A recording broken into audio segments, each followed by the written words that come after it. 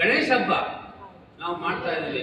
At least ನಮ್ಮ ವಾರ್ಷಿಕೋತ್ಸವದಲ್ಲಿ ಆದ್ರೂ ನಮ್ಮ ಜನಗಳು ಇರೋದು, ಅಕ್ಕಪಕ್ಕದಲ್ಲಿ ಜನಗಳು ಬರ್ತಾರೆ. ನಮ್ಮ ಇನಿಷಿಯಲಿ ಜಾಸ್ತಿ 3,000 ಊಟದ ಮೇಲಾಗೋದು, ಈಗ ಇಲ್ಲವೇ ಇಲ್ಲ. 1,500 ಊಟ ಆಗೋದೇ ಕಷ್ಟ ಆದ್ರೆ ಈ ತರ ಇಷ್ಟೇ ಜನಗಳಾದ ಇನ್ನೂ ಹೆಚ್ಚಿನ ಎಷ್ಟು ಸಂತೋಷ ಆಗುತ್ತೆ.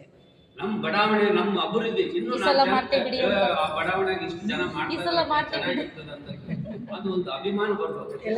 ನಾವೇ ನೋಡಿ ಇಲ್ಲಿ ಎಲ್ಲ ಇರ್ತಕ್ಕಂಥವ್ರೆಲ್ಲರೂ ಡಿಫ್ರೆಂಟ್ ಊರುಗಳು. ನಮ್ದು ಬಳ್ಳಾರಿ ಆಯ್ತು, ಇವ್ರದ್ದು ಚಿಕ್ಕಮಗಳೂರು ಅಂತ, ಇನ್ನೊಬ್ಬರು ಇದ್ದ ಆಯ್ತು, ಎಲ್ಲರೂ ಸೇರ್ಕೊಂಡಿದ್ವಿ. ಇಲ್ಲಿಂದ ಬಂದು ಇಲ್ಲಿ ಸೇರ್ಕೊಂಡಿದ್ದೀವಿ.